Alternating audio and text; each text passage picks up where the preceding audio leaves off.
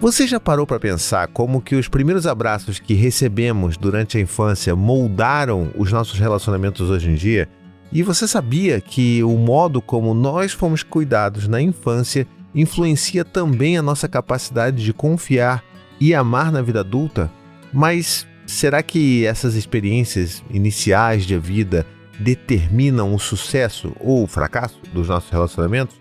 Pois é, a gente chegou no episódio de Teoria do Apego e você vai entender um pouquinho sobre isso e por que eu acho isso tudo tão fascinante. Mas antes, vem comigo. Oiê, tudo bem com você? Eu sou Thiago Queiroz e esse é o podcast Pausa para Sentir. Seja muito bem-vindo e bem-vinda.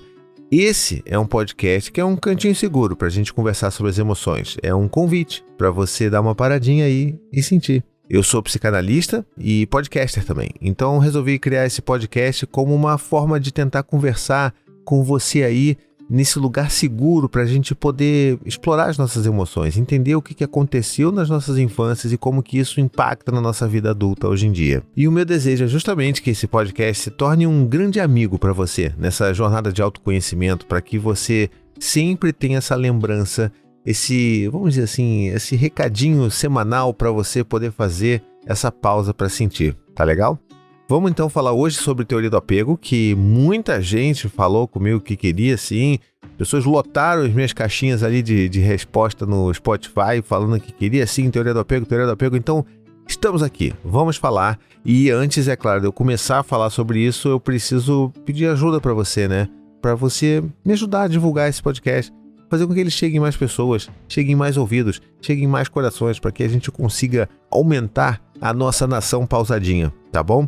Então vamos agora lá para a nossa pauta, que hoje tem bastante coisa para conversar.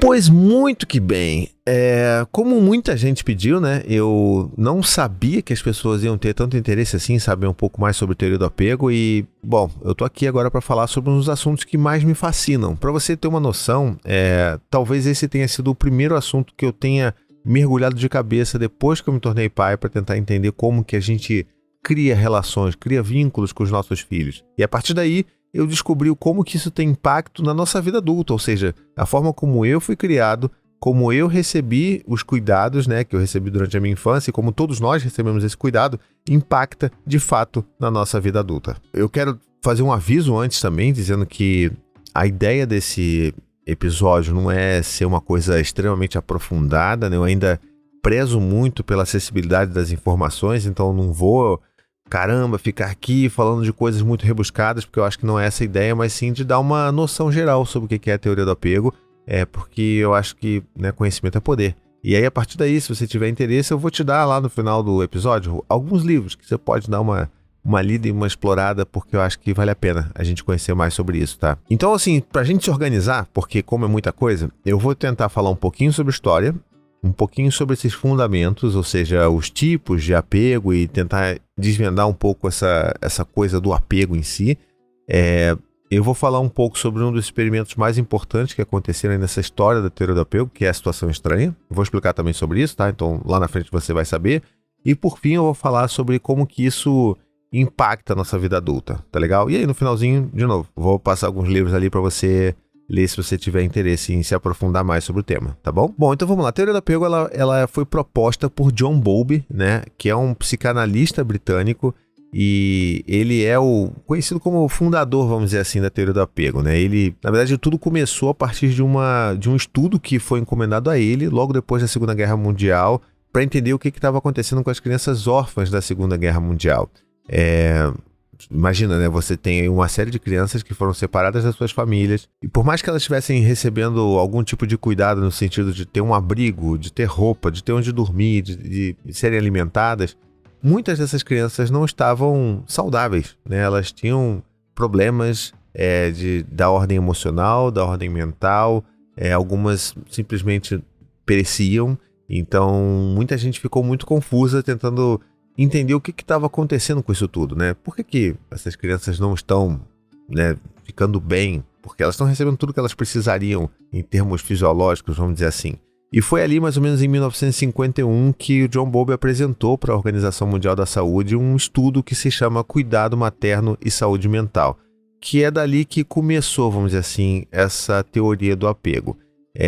Teve muita coisa ali sendo explorada a partir das observações que ele fez ali, mas muita coisa vindo também da etologia, de biologia evolutiva, de muita coisa que ele considerou e que para a época era até meio assim contraditório. As pessoas estão comparando os seres humanos com animais e tal. Então essa origem do estudo dele na época foi muito questionada, mas o fato é que isso se tornou uma das coisas que ajudaram muito a gente a entender como que nós nos relacionamos, nós nos vinculamos desde os primeiros momentos de vida. Bom, o John Bowlby ele continuou evoluindo esses estudos, né? Lançou alguns livros que são importantes, como a famosa trilogia, né?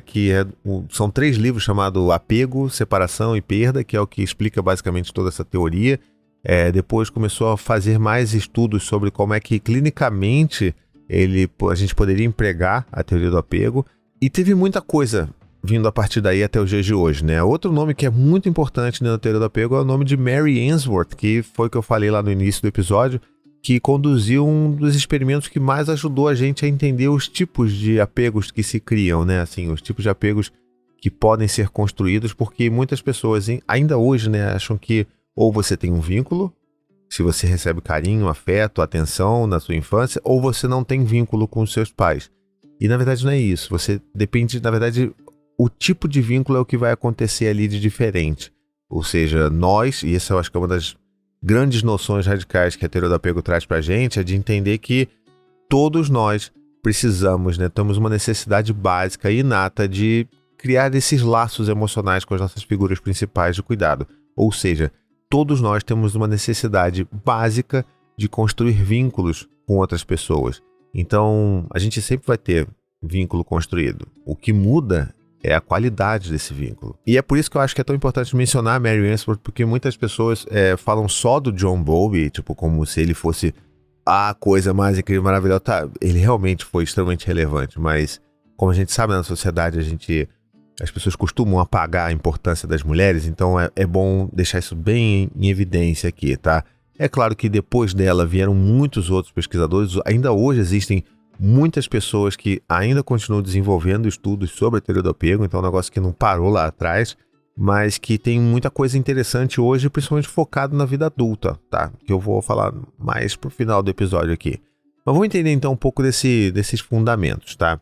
Então, como eu tinha falado, né, a teoria do apego ela vem desse lugar e de reconhecer que nós, seres humanos, temos essa necessidade básica de criar esses laços emocionais, afetivos, com as figuras principais de cuidado. Ou seja, os pais, né, os nossos pais, ou os cuidadores primários, quando esses não são os pais. Sei lá, às vezes a gente é cuidado, né, você foi cuidado pela sua avó, então é o vínculo que você tem essa necessidade básica de se vincular com essa sua figura principal de cuidado. E aí o que acontece? Esses laços emocionais, eles vão ser construídos à base de uma resposta em que esse cuidador vai oferecer para esse bebê, tá? Assim, tem muita coisa ainda por trás disso, mas vamos dizer que existe uma janela muito importante nos 3 primeiros anos de vida ali, que vão ajudar a formular, a construir essa concepção de vínculo e esse tipo de vínculo com base justamente em como que esse cuidador principal, ou seja, a mãe, o pai ou uma babá que está sempre presente ou a avó, vai oferecer para esse bebê. Como que isso funciona na prática? Bom, vamos dizer aqui então que você tem um bebê e o bebê está chorando. Esse bebê chora, e isso eu acho que é uma coisa que a gente já pode combinar aqui, que esse bebê chora, ele não chora para manipular os pais ou as pessoas que estão cuidando desse bebê. Esse bebê chora porque ele tem uma necessidade, ele não consegue identificar, e a única forma dele verbalizar esse incômodo, essa necessidade, é através do choro. Então, quando ele chora, às vezes porque ele está sozinho na cama e quer colo, ele vai chorar. Então, se de uma forma consistente esse cuidador ou esses cuidadores principais, né, os pais, enfim, quem estiver ali tomando conta daquele bebê, oferecer o colo quando esse bebê se sente angustiado e precisa de colo, ele vai se acalmar nesse colo. Então, essa resposta consistente e afetiva que você oferece para um bebê vai trazer essa segurança emocional para ele. Ou seja, vai mostrar para ele que o mundo é seguro, que ele pode confiar em você, que a relação que você está ali construindo com ele é algo a se confiar. É como se fosse um porto seguro emocional mesmo. E eu não tô falando isso que, assim, no sentido de, o bebê chorou, tem que sair correndo, sabe? Isso é uma coisa que eu falo muito lá no meu projeto, que é o Paizinho Vírgula, caso você não conheça, que é onde eu falo sobre parentalidade.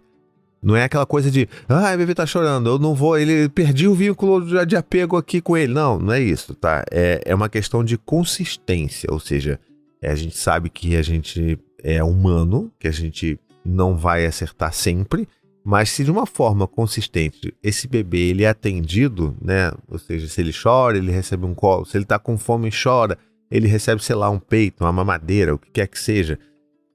Ele está recebendo essa confirmação de tempos em tempos de que o mundo é seguro, de que ele pode confiar nas pessoas, no mundo, e isso é fundamental dentro dessa perspectiva da teoria do apego. Tá legal? Deixa eu dar um exemplo aqui que ainda, infelizmente, muitas pessoas fazem por desconhecimento ou porque são orientadas de forma muito equivocada por pessoas que gostaria de acreditar que estão desinformadas, vamos dizer assim, que é a questão do sono do bebê. Tem muitos bebês, por exemplo, que foram, entre aspas, treinados a dormir, ou seja, são bebês que são deixados chorando sozinhos no quarto.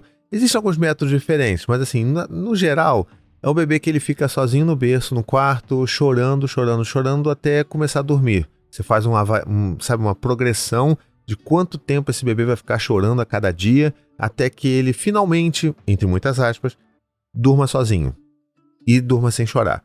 A gente hoje em dia tem informação suficiente para ver o quanto que, mesmo que esse bebê pare de chorar e consiga dormir sozinho, que esse bebê ainda é submetido a níveis altíssimos de estresse, que isso atrapalha o desenvolvimento saudável desse bebê, mas eu acho que a figura principal dentro desse contexto do apego, né, da teoria do apego, é que eu gosto de trazer porque acho que dá um exemplo claro, tá? Ou seja, o que a gente está falando aqui? A gente atender de uma forma consistente uma necessidade de um bebê para que ele se sinta seguro. Quando esse bebê, quando fica de noite, é colocado em um berço e ele fica sozinho e ele chora pedindo ajuda, chora, grita, tem bebê que até vomita de tanto chorar. Se esse bebê continua chorando e ele não recebe nenhum tipo de acolo, de acolhimento, de sustentação, esse bebê vai fazer uma associação que naquele momento do dia o mundo não é seguro, que ele não pode confiar e que ele não pode pedir ajuda e suporte para os seus pais, porque ninguém vai ver. Então ele para de chorar em última instância, não porque ele aprendeu a dormir sozinho, sim porque ele desistiu de pedir ajuda.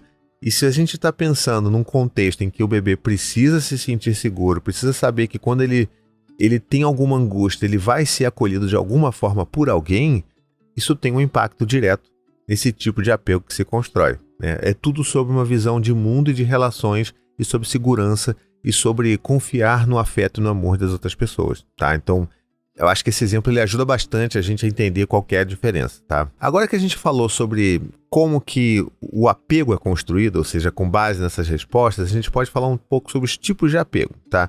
Existem 4 tipos, subtipos, vamos dizer assim, mas apenas 2 tipos principais de apego, que é o seguro e o inseguro. Simples assim. O apego seguro é aquele apego que a criança que tem esse tipo de apego, ela vai buscar conforto, por exemplo, e segurança na presença dos seus pais, vai mostrar confiança na disponibilidade e na responsividade deles. Ou seja, é uma criança que sempre entendeu que quando ela precisasse de ajuda, ela teria essa ajuda. Então ela se sente segura e é facilmente confortada por essas figuras principais, vamos dizer assim. Partindo para o tipo de apego inseguro, a gente tem 3 apegos aqui, subapegos, vamos dizer assim, no inseguro, que é o ambivalente, o evitativo e o desorganizado. O ambivalente, ele é caracterizado por essa criança que ela não entende, ela sabe assim, ela não está certa do que tipo de resposta ela vai receber do seu cuidador.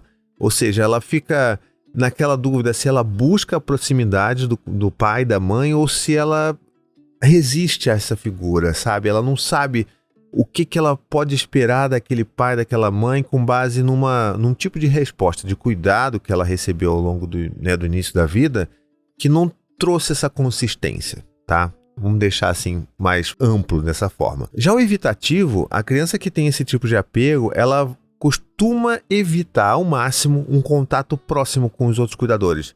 E pode até parecer que eles são indiferentes, que eles não ligam para os seus pais. Ou seja, se eles estão ausentes ali, ou quando eles voltam de alguma ausência, normalmente eles estão ali demonstrando algum tipo de indiferença, tá? Ou seja, são crianças que, para aprender a lidar com o que veio nelas na infância, nos primeiros anos, ela tentou se desconectar daquelas figuras e demonstra esse tipo de indiferença, tá? E aí, antes de eu passar para o último subtipo, eu quero fazer um disclaimer bem importante aqui.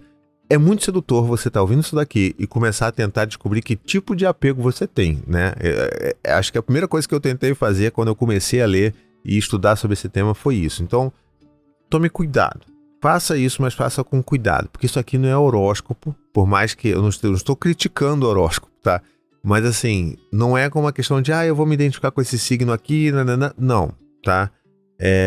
Existe uma investigação muito maior, e se você tiver, inclusive, interesse em conhecer um pouco mais sobre isso, sugiro que você busque profissionais, sejam psicanalistas ou psicólogos, que estejam familiares com essa teoria e que possam ajudar você a entender que tipo de apego você tem, e, enfim, como é que isso afeta hoje em dia a sua vida e como que você pode trabalhar com isso para ter uma vida melhor, tá? Porque é possível, eu vou falar um pouco mais sobre isso no final do episódio também. Mas cuidado, não acha, eu sou assim, eu sou muito evitativo, eu sou muito ambivalente. É uma coisa que a gente tende a fazer, mas pode levar a confusão também, tá? Então, voltando aqui, o último tipo de vínculo de apego inseguro é o desorganizado.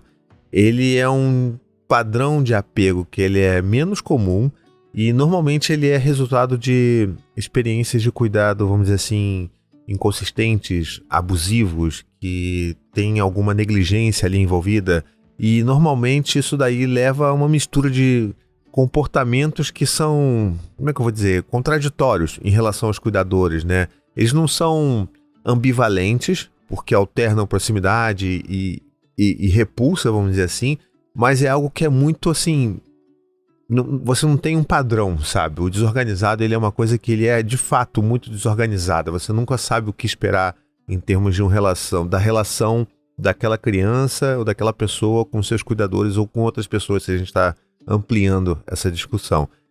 Eu não vou focar, como esse episódio é um episódio para ser meio en passant, vamos dizer assim, eu não vou focar no desorganizado porque ele é um apego que ele é mais complexo de se destrinchar, tá bom? Então, se você quiser depois, você pode entender um pouco mais na literatura que eu vou sugerir no final do episódio, tá bom? Então, entendemos aqui os 4. Agora vamos entender como que a Mary Ainsworth entra e tem tanta relevância nessa história, que é talvez uma das coisas mais interessantes pra gente entender, e eu acho que ajuda a gente a visualizar o que é cada vínculo, tá? Então, lá por volta ali da década de 1960, Mary Ainsworth cria um experimento chamado Situação Estranha. Em inglês é The Strange Situation, então é a mesma coisa. E esse acabou se tornando um método muito, muito, muito importante para a gente determinar, para identificar, vamos dizer assim, os padrões de apego nas crianças. Como é que esse experimento funcionava? Originalmente, ele era conduzido ali com bebês de 1 ano e meio, mais ou menos, tá? E você pegava esse bebê, pegava a mãe, eu tô falando do experimento original, tá? Hoje em dia a gente tem protocolo para replicar esse experimento de outras formas, mas vamos só focar no original ali. A gente tinha bebês ali por volta de 1 ano e meio com as suas mães. Esses bebês entravam em salas dentro, né, numa sala controlada de um laboratório, em que tinha ali alguns brinquedos, né, um lugar, uma cadeira e tal, tinham 2 cadeiras ali e tal, não sei o que, o bebê entrava com a sua mãe, não tinha ninguém nesse quarto, vamos dizer assim, e começava o experimento dessa forma, ou seja, a criança chega, né, o bebê chega, a sua mãe senta na cadeira, e aí começa a se observar como é que esse bebê vai agir nesse ambiente, como é que ele vai explorar o ambiente, se ele vai interagir com os brinquedos ou não. Logo em seguida, uma pessoa estranha, por isso que o nome, né, Situação Estranha aparece, né, como o nome desse experimento. Entra uma pessoa que o bebê não conhece, cumprimenta a mãe, interage com o bebê e conversa um pouco e fica ali na sala. E aí você observa também como é que esse bebê reage a essa pessoa estranha que está ali. Se ela vai buscar proximidade com a mãe, se ela vai ignorar a presença do estranho. Isso acontece normalmente dessa forma. Logo em seguida, a mãe levanta, sai da sala e deixa o bebê sozinho com aquela pessoa estranha. Esse é um momento que dura ali normalmente uns 2 minutos, as pessoas ficam meio assim, meu Deus, mas vou deixar a criança angustiada. Não, calma, se eu não me engano, são 2 minutos que o bebê ficava sozinho ali com aquela pessoa estranha. E aí que era uma das partes mais importantes, né? Que você observava como que o bebê reagia à ansiedade dessa separação que se causava. Logo depois desse tempo, a mãe voltava, e aí sim que é talvez o ponto mais importante de toda a experiência, que é ver como que o bebê reage a esse retorno da mãe. Ou seja, será que ele vai reagir bem? Ele vai buscar colo? Ele vai pedir colo para a mãe? Como é que ele vai se acalmar? Se ele chorou, como é que ele vai ficar quando a mãe voltar? Será que ele vai se acalmar rápido? Será que ele demora? Como é que é essa interação, entende? Então, essa parte é a parte mais importante do experimento, onde você vai começar a ter muitas pistas sobre que tipo de vínculo de apego aquele bebê tem com a sua mãe. E aí, enfim, depois tem outros passos, a mãe deixa o bebê sozinho de novo e tal. Mas enfim, vamos dizer assim, o cerne da questão é esse. O bebê fica sozinho com a pessoa estranha e depois a mãe volta, e como é que esse bebê reage a esse retorno da mãe. E aí, agora que eu expliquei um pouco como é que funciona, eu vou tentar mostrar um pouco como é que cada situação acontecia dependendo do tipo de apego que se tem, né, que esse bebê tem com essa mãe. Então, se fosse um apego seguro, normalmente a criança ela vai ficar muito assim desconfortável, alterada, vai chorar, vai protestar, ansiosa com a partida da mãe, né? Ou seja, a mãe sai e essa criança fica desestabilizada. Mas normalmente costuma ali a explorar ainda o ambiente, ou seja, depois que isso passa, ela pode até mostrar que ainda está um pouco angustiada, mas confia que a mãe vai voltar. Na volta, essa criança, ela normalmente busca contato, né, proximidade ali com a mãe e consegue rapidamente voltar a uma exploração mais tranquila do ambiente, ou seja, ela se sente bem, vai buscar talvez um colo, se estiver chorando vai parar de chorar rápido e vai voltar ali a explorar o ambiente com a presença da mãe ali por perto, tá? Normalmente é assim. Quando você tem já um bebê com um vínculo de apego inseguro ambivalente, esse bebê, durante essa separação, ela vai mostrar uma angústia muito forte com essa separação, vai ter uma resistência muito grande a essa separação, né, da mãe, ou seja, a mãe indo embora ali da sala, ela tende a ficar agitada, muito provavelmente não vai se acalmar durante a ausência desse cuidador, né, dessa mãe, e quando essa mãe retorna, ela parece estar, como o nome diz, ambivalente em relação a essa mãe, ou seja, ela pode tentar buscar proximidade, tenta contato, mas também resiste. Ela pede colo, mas ela parece estar com raiva ainda. E ela fica naquela dualidade ali do se eu quero ou não, eu quero estar perto, mas eu quero me afastar. Então, normalmente é esse o tipo de resposta que o bebê vai apresentar.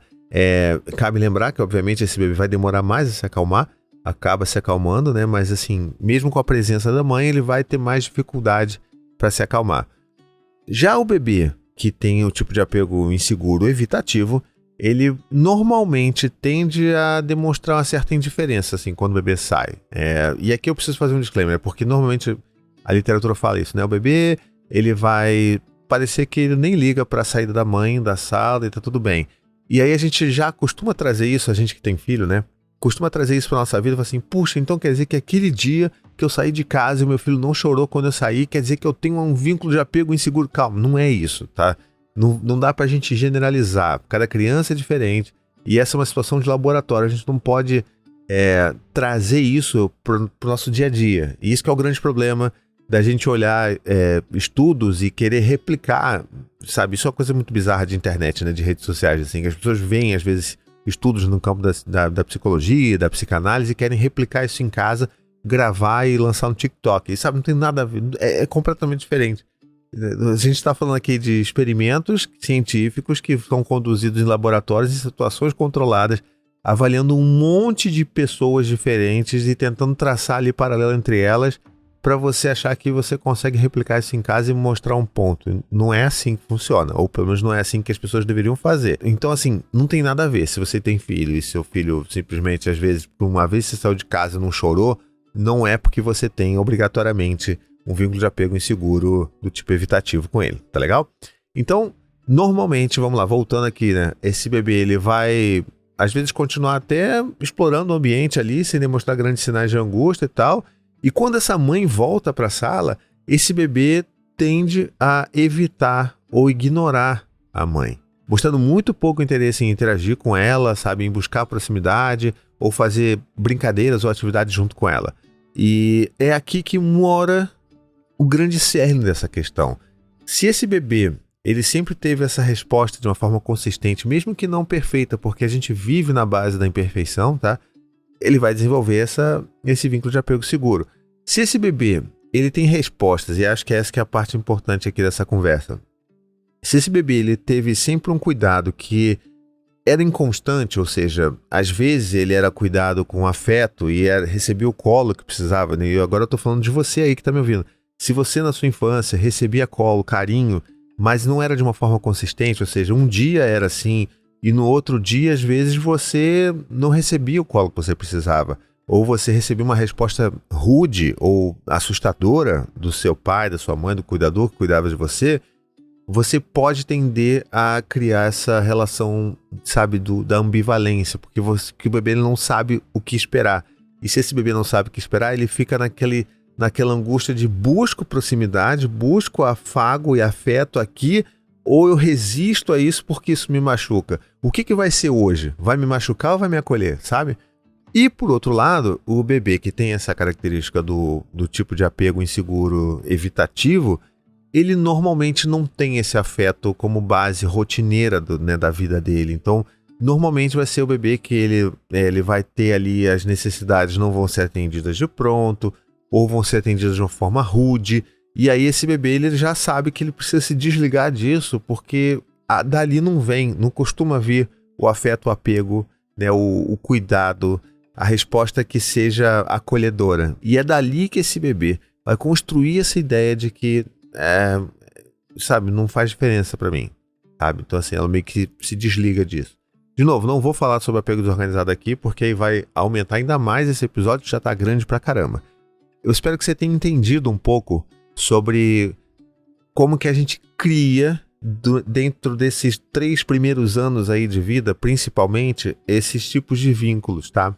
Que a gente constrói desde a nossa infância. Ou seja, você que está me ouvindo aí, você seja adolescente, seja um jovem adulto, ou seja adulto, assim, né? Já na casa dos seus 40, como eu, você tem isso já construído e você teve isso construído de uma forma muito, vamos dizer assim, muito forte nos seus 3 primeiros anos de vida. E aí que a gente passa para a vida adulta, né, para essa vida adolescente, vida adulta, em que a gente começa a perceber que os padrões que a gente teve lá no início, eles se repetem agora, nas relações que a gente cria com outras pessoas.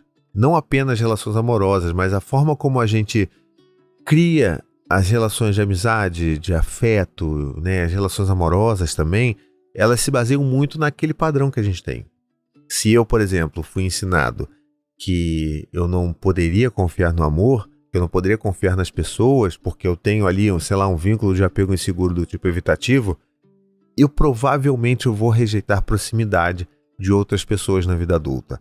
Eu provavelmente vou ser uma pessoa que sempre que algum relacionamento começa a se aprofundar, eu fujo. Quando, sabe, eu tô ficando com alguém e aí essa pessoa começa a dar sinais de afeto de que tá se apaixonando por mim, eu vou e sumo, porque eu não quero saber de relacionamento, não quero saber de namoro, não quero saber de proximidade. É claro que existem milhares de explicações para esse tipo de comportamento, mas essa é uma dessas explicações possíveis.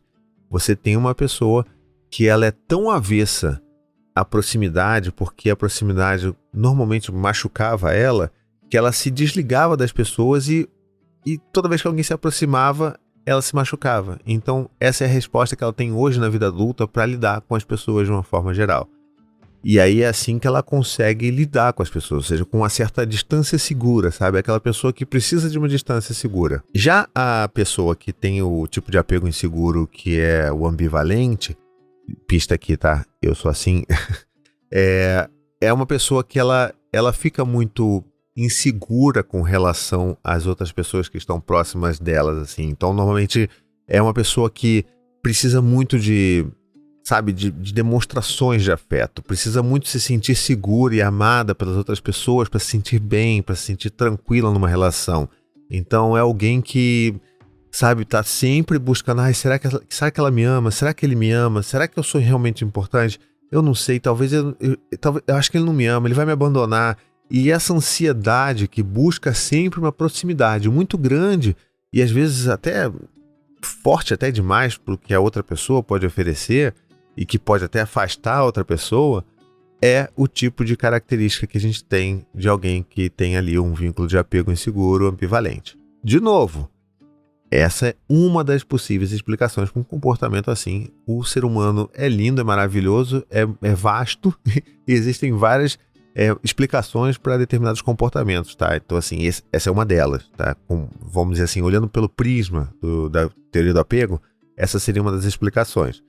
Por outro lado, né, a gente tem uma pessoa que tem ali um vínculo de apego seguro, ela é uma pessoa que ela é mais segura de si, como o próprio nome diz, e ela vai ter um comportamento porque ela sabe que ela tem o valor dela, ela sabe que ela pode confiar nas pessoas, e ela sabe que às vezes se ela for tratada de determinada forma, às vezes desrespeitosa, ou ouvindo alguma coisa que seja crítica a ela, ela sabe que talvez tenha coisa que tenha a ver com ela mesma, ou seja, ela consegue separar aquilo que faz sentido para ela e aquilo que ela percebe que não faz muito sentido para ela. O que eu quero dizer com isso? Eu quero dizer que as pessoas com vínculo de apego seguro, elas têm uma consciência maior sobre o valor delas, porque elas nunca tiveram o amor sendo negociado como uma moeda de troca durante a vida.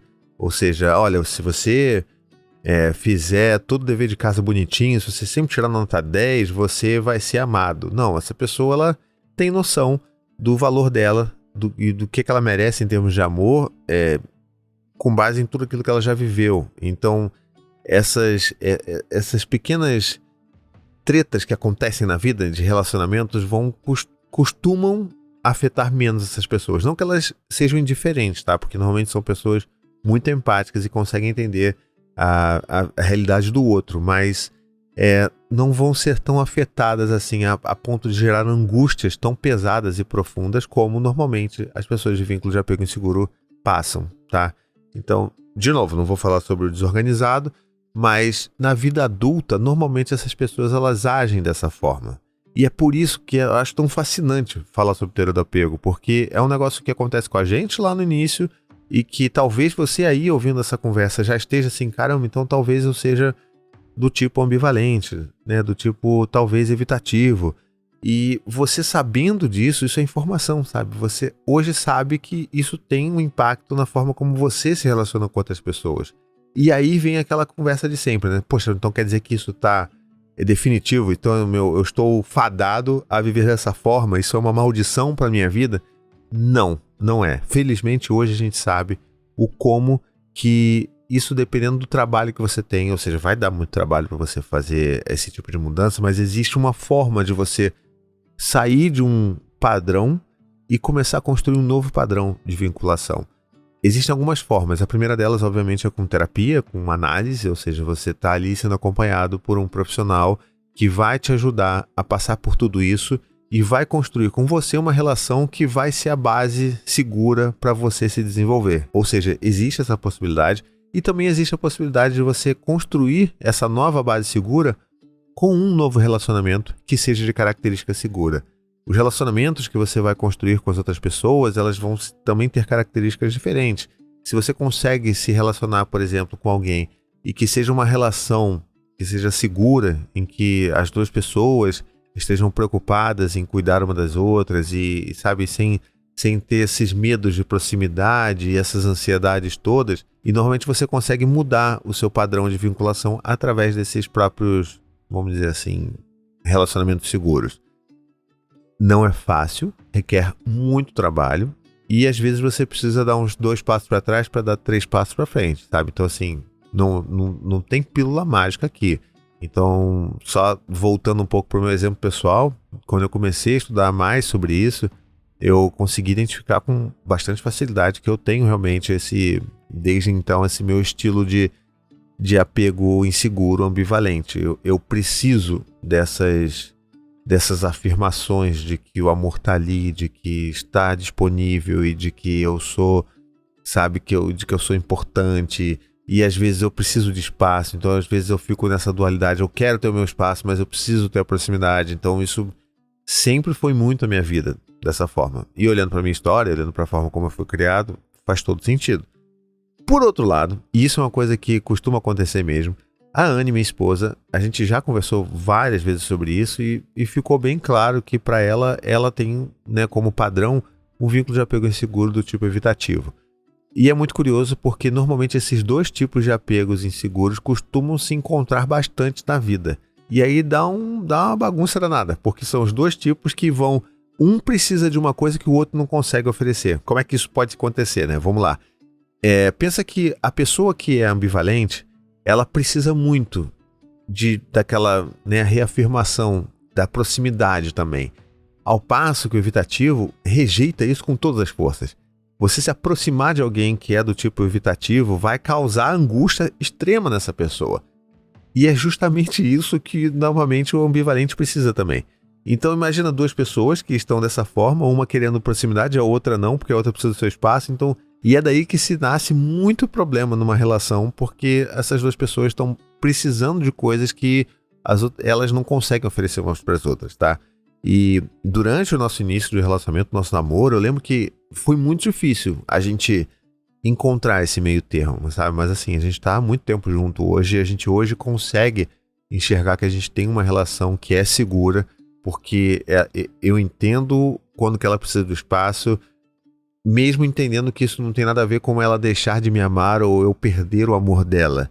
E ao mesmo tempo que ela sabe que eu preciso dessas reafirmações de tempos em tempos e que a gente consegue se ajudar nesse meio do caminho. É muito bonito quando você tem as duas pessoas, elas estão juntas e começam a entender quais que são os traços das outras e começam a perceber que eu consigo oferecer isso sem me gerar muita angústia. Eu consigo ajudar essa pessoa porque eu amo essa pessoa e sem que isso me traga muitos prejuízos. Então, tem muito disso dentro de uma construção de uma relação a partir de dois vínculos inseguros e que podem sim acabar virando um vínculo do tipo seguro, que é o que eu e hoje a gente consegue ver com a Anne, né? E assim, eu e ela a gente consegue ver na nossa relação. Não significa que a cura também para sempre.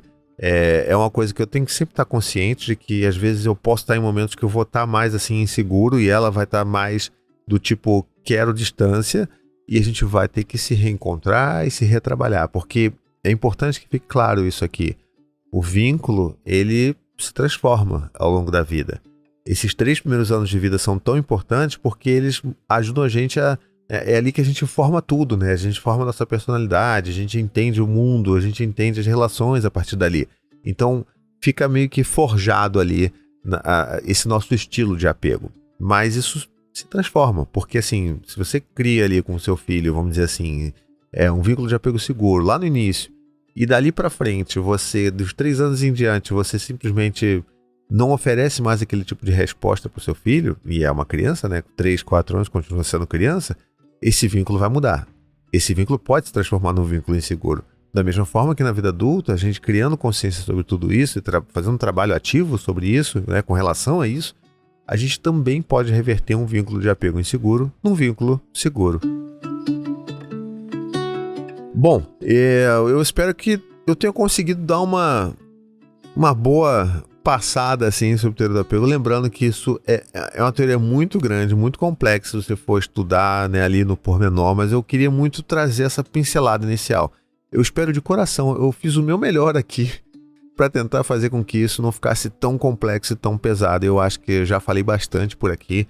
Então, como eu prometi lá no início do episódio, eu vou falar agora sobre alguns livros, né? Minhas dicas do dia vão ser dicas de livros, tá bom?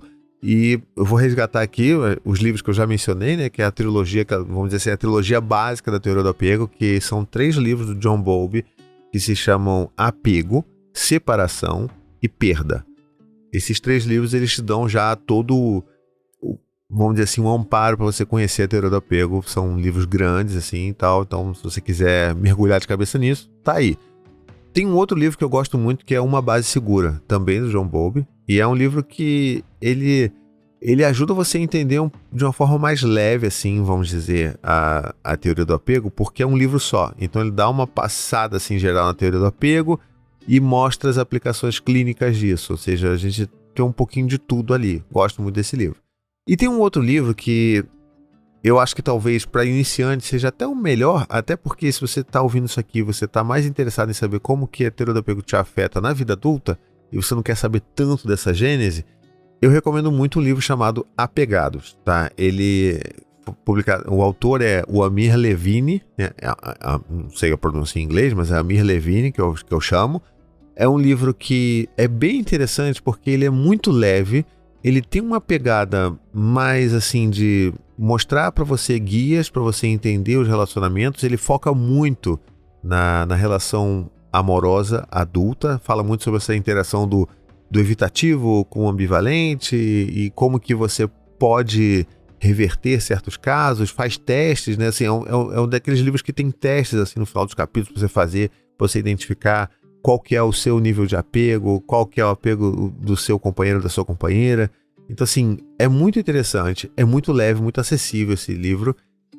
Às vezes eu acho que ele cai um pouco assim para uma autoajuda meio rasa, tá? Vou fazer essa crítica aqui, mas no geral é um livro que eu gosto bastante, tá? Então acho que para quem também está querendo entender um pouco mais e sem se aprofundar muito, acho que esse livro aqui ele é interessante, tá? Então, ainda mais se você estiver mais interessado em saber sobre as relações entre pessoas no campo afetivo, tá? Então, acho que é isso. Temos um episódio. Espero que você tenha gostado dessa conversa.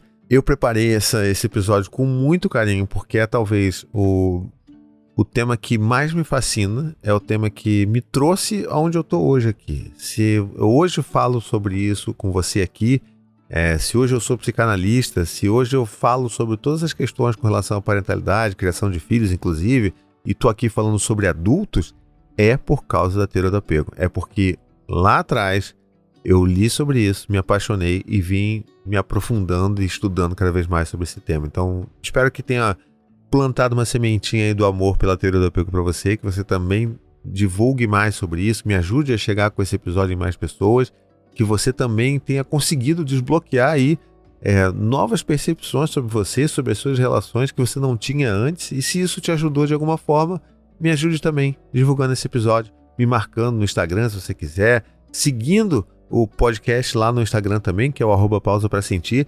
E mais ainda, se isso te suscitou alguma reflexão, alguma necessidade, alguma angústia de falar sobre isso, manda um e-mail para mim lá no pausaprasentirpodcast@gmail.com. E agora que você já chegou ao final desse episódio, eu queria contar para você um recadinho importante. Esse daqui é o último episódio dessa primeira temporada. Calma, o Pausa Pra Sentir não acabou. Eu amo demais esse projeto e eu sei que tem muita gente que gosta muito desse projeto aqui. E eu pretendo continuá-lo. Mas está na hora da gente encerrar a primeira temporada, já que a gente pegou um tema bem bacana. Eu, particularmente, estou muito orgulhoso desse episódio aqui que eu gravei para você. E a gente vai dar uma pausa até a gente arrumar tudo, preparar novos episódios, pegar novas histórias, pensar em novos temas e a gente retoma com gás total na segunda temporada, tá legal? E você, por enquanto, vai ter uma grande missão pra mim, tá? A missão é, me diga o que você tem achado desse podcast. Eu quero que você vá agora lá no @pausaprasentirpodcast, lá no Instagram, e me mande uma DM. Fala pra mim assim, Thiago, eu tô gostando muito, olha, Thiago, eu gostaria que fosse mais desse jeito, eu gostaria que fosse mais daquele jeito. Eu gostaria de ver temas assim, assim, assado. Tá contigo agora. E eu conto com você para você me ajudar a construir agora a segunda temporada do Pausa Pra Sentir. Posso contar contigo? Então eu vou ficando por aqui. Até a próxima semana. Um beijo e fique bem.